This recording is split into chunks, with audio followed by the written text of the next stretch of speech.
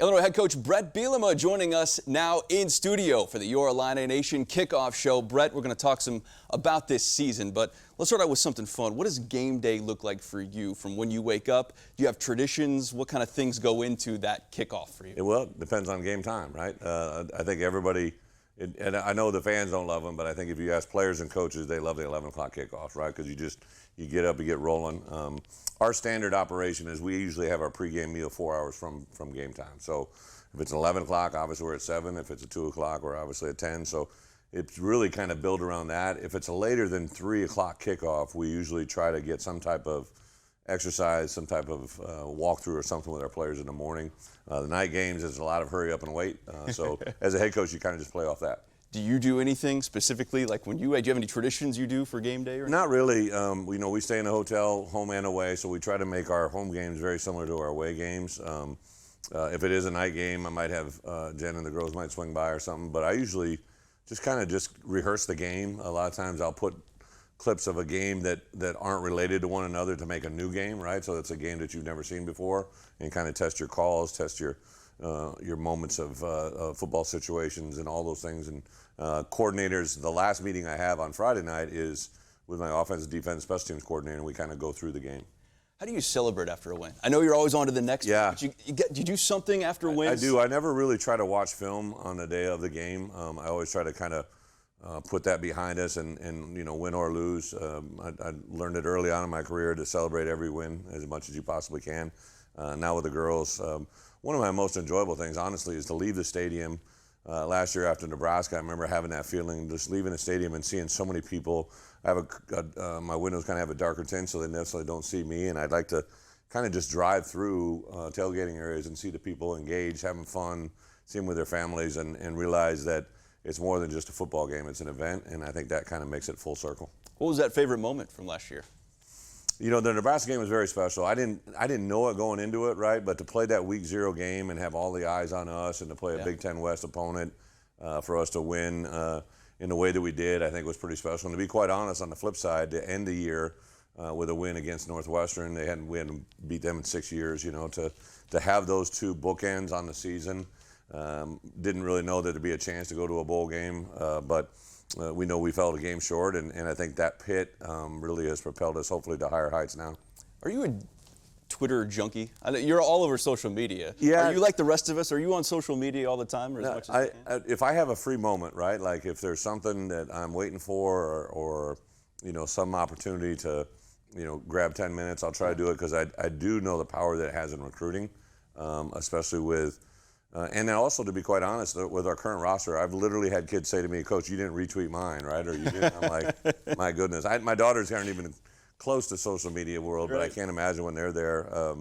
So really, anything that I drive in social media, and I've never spent 1 minute in my entire 52 years on this earth on Facebook or any other platform. Like they don't exist to me.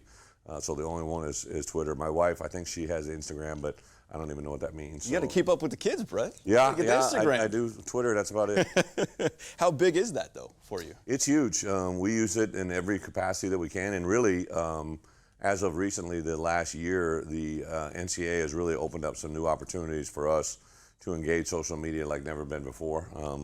Whether it be personalized messaging, just greetings to a player. Like I sat down and sent all of our committed players, all of our top prospects. I sat down and did a personalized video that we'll send out to them before their opening kickoff, right? So it's really anything and everything we can do to gain a recruiting advantage. Yeah, certainly the kids, the high school seniors, juniors, it's crazy. They're all over it all the time. I noticed you got a notebook all the time with you. What do you write in that?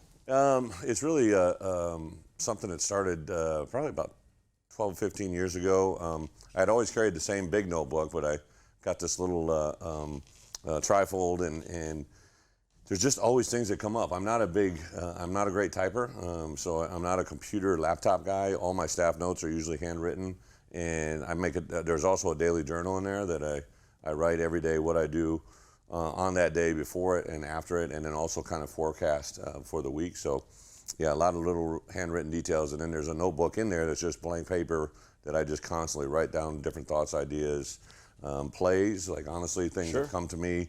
ideas or concepts at weird moments, and I'll always have that ability to write it down. I noticed you had different Sharpies too, the orange and blue. Well, how do you differentiate what gets in the different colors? You know, so for me, anything I'm making notes pre-practice is usually always in blue, and then anything that's happening while we're at practice is usually in red. Or orange if I have the orange one available. There you go.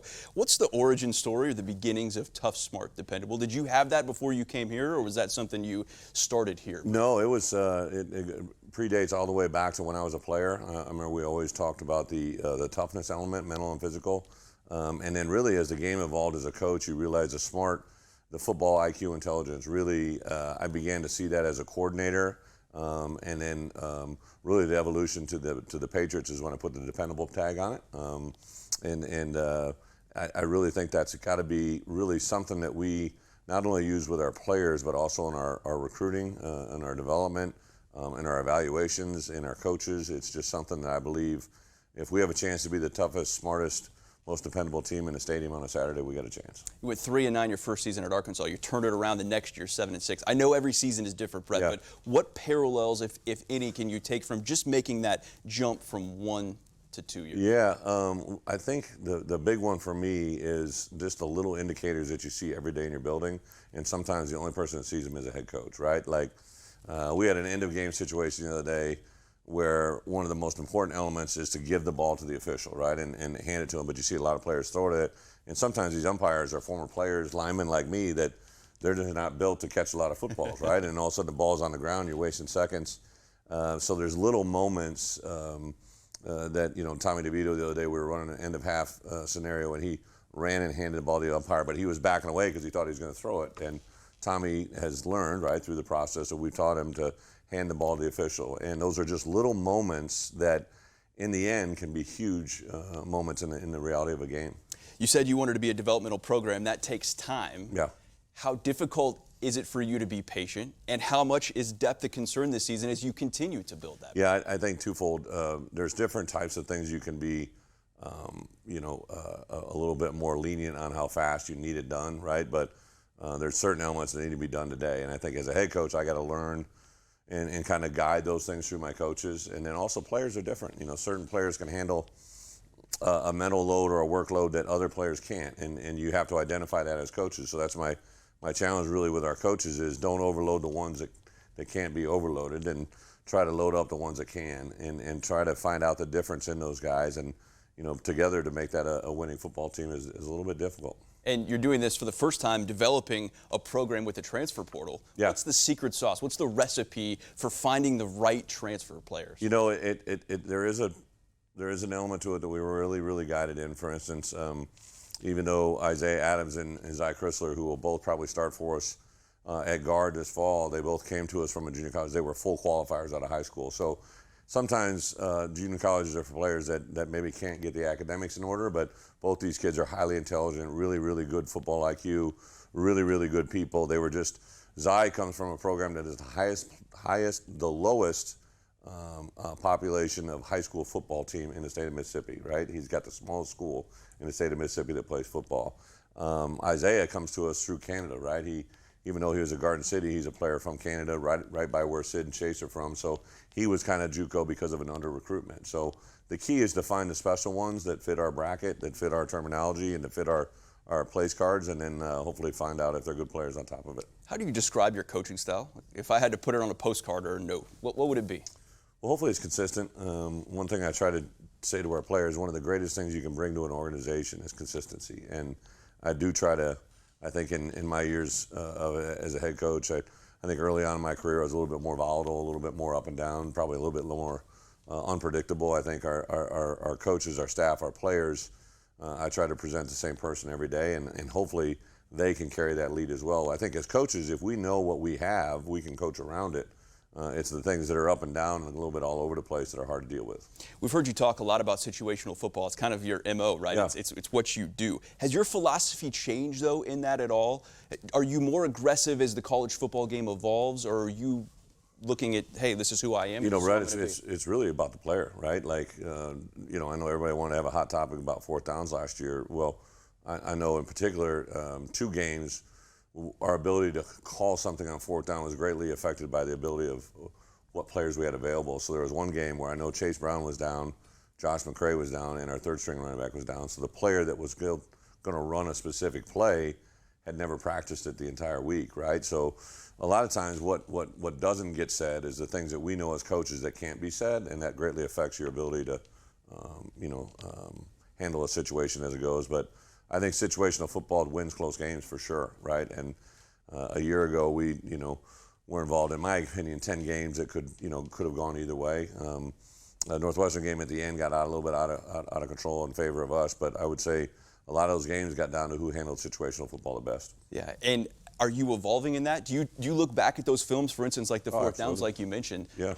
Would you have changed anything the way you did those last year? Well, you're going to always retrospect and think about what you can. I've more tried to focus on how we can change the situation. Like, I know why I made certain decisions, so we obviously need to build depth. We need to build confidence. I think the fact that you have to be human enough to know when a situation arises, the decisions you made, and what the possible results came. But on the flip side of it, you always know every decision that we've made is always to win this football game, right? It's never to try and stay close or look good or anything like that. We're trying to win football games, and I think everybody in our building knows that. Yeah, and situational football so often means you have to have strong special teams play. You get a whole new specialist group this year. How have you tried to push those guys or develop those guys into the pressure moments that so often are win or lose situations, Bret? We've really stressed our guys going back to last spring, and then honestly, our last scrimmage on Monday, I thought Caleb Griffin as a kicker and Hugh as a punter handled that moment as good as any time they have so far since I've been here. So really excited where they're at. We still have a little bit of competition going on at the snapping position, but overall, I think not only the guys involved in the battle, the specialists that are competing, but also our team realizes exactly what you said. Like, we've had so many years that they've counted on James and Blake. Those guys obviously aren't here. They're not going to punt one more ball or kick one more ball. Ethan DeBell's not going to step one more football. So it's new guy up, and they've been really responding very well. And like you said, win or lose, those would be the difference right there. You make the decision to move on from Tony Peterson after just 1 year. What does Barry Lunney bring to the table that you're excited about that fans will see in just a couple Barry is a football coach by nature. He grew up in a house where his dad is already a Hall of Fame coach in the state of Arkansas, one of the best that's ever been in the state of Arkansas, and that's who he listened to every day. He played for his dad. He coached for his dad. When I hired him, he was the offensive coordinator to his dad. So I know he's grown up with a great foundation. Barry really gets it. I think a lot of people, when they come in the building, they're like, I can tell he was a high school coach because of the way he teaches, the way he simplifies it. He allows our players, I think, to think less and act fast. I think that anytime we can slow the game down for them, which allows them to speed the game up physically, that's a positive. So I really like his demeanor. He's got a great sense of humor. He's a great fit to our room. The players have really bonded with him very, very well. Him and Ryan Walters have become close as well away from the game. So I think that common denominator really has helped our football team overall. And how much is it just getting the ball into your playmakers' hands? Well, that and the thing that I think Barry does, he does a really good job of distributing the football. I just showed a clip today where I believe we had 14 different guys catch a pass in one half of a scrimmage, right? And I mean, when that many players are touching the ball on different varieties, that usually is a very difficult thing to defend. Yeah, I asked you how you celebrate wins. How do you celebrate recruiting wins? Do you do that? Do you allow yourself to do that? There's definitely those moments. I mean, especially when it's a recruit that you've been developing for a long time. You can usually tell when it's coming your way, but there's some where you get surprised, right? And every story is a little bit different. I could write a book on all the different ways that I've been informed that a kid's made a decision. Sometimes they'll want to tell you individually and not tell anybody else for 2 days or whatever it is. So I think when you know that you've added a player of significant value into your program, that you've wanted and you fit, like it's a very special moment between you and him. To be quite honest, I've made reference to guys that are on senior day going through their last game, and I've talked about, hey, do you remember when, right? And you talk about that day when either you offered him or the day he said yes. And we make it a really big deal because I think it matters. Is it hard to keep a secret sometimes?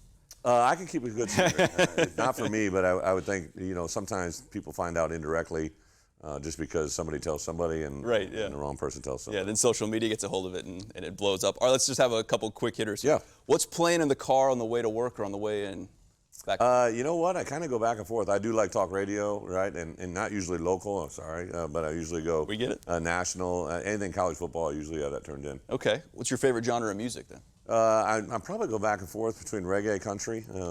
I do like listening to Top 40 just because it's what our players listen to, and I think anything I can stay involved with them, it works. Do you like what they listen to? I do. I'm not much into some of the hardcore, right? And, definitely not a techno guy, but I try to listen to what they do. Oh, you got a favorite movie? Probably all time, Midnight Run, Robert De Niro. Nice. There you go. You're moving into your new house. What's the best part of the new house, Bret? You know, my wife has built an incredible house. I really don't have a lot of say in what goes on with that development, but there were 3 key rooms. I love to cook, as you can tell. So I love to cook for my girls. I love to cook for my wife. So the kitchen is pretty top-notch. Nice. And then we outside of our pool have like a desk set up, a study area for me that I'm going to use in recruiting. Today's world, you're allowed to bring recruits to your house, and the ability to have that, and it's a study that has, we mentioned earlier, my Lombardi trophy that we won from the Super Bowl, my Super Bowl ring. And then the other one is downstairs. There's kind of a rec area that we'll use in recruiting that has everything from a food, a shuffleboard to a theater room to different things that I think will help us in recruiting. So what's the go-to dish then? What are you cooking up for the girls? You know what? Well, for the girls, they're big French toast and some Nice. bacon. They're carnivores as well, so that's their dish. My wife and I probably just go with a simple. She loves. My wife loves salmon, so if I grill her salmon, she's usually pretty happy. Nice. There you go. And grilling it too. You smoke it or you? Yeah, no, just grill Okay. or All fry right. it. There you go. How long would I have to go into your house before I see the trophy? You know, the long. Well, it's in the for back, Super Bowl, so right? yeah, it's kind of Okay. you got to know where you're going. You got to have an understanding of where you're at. But I've actually during certain times of the year I'll bring it into football as well, Nice. as well as my Super Bowl ring because those are very good items in the recruiting process. Do you ever wear it on a recruiting trip? Oh yeah, I definitely Nice. bring it in. Okay, there you go. Usually on Saturday nights for recruiting trips because kids when they see it they're just blown away. Well, yeah, absolutely. It's not everyone has one of those walking around, Bret. I got 3 kids. They melt your heart, right? Things they do. What's one thing or a couple things your daughters do that you're just like, I can't. Yeah, I can't say no to that. My oldest, she loves to take orders. So if we're starting to cook meal or do anything, she'll come and take your order, and then she'll say, I usually have to check with the chef, right? And that just cracks me up. But really anything that they do, they copy. They love to have talent shows, so they'll get their guitars out, and it's usually Let It Go, Frozen, Elsa, but any song that they sing, it's pretty special. Big Frozen guy, you like it? I'm not. You know the words? I'm a big fan, but they Okay. love it, and that's what they're being sung. I won't ask you to sing the words. No. Right? I know all the words too. You know, it's just part of having kids in that sense. All right, truck or sports car? What are you going with? I'd probably go with a Jeep. Got a little bit nice. of hybrid, Okay. yeah. Jacked up. All right, top vacation destination. Anything in the Caribbean. My wife and I both. Anything gets in the Caribbean, we're good to go. All right. How do you order your coffee?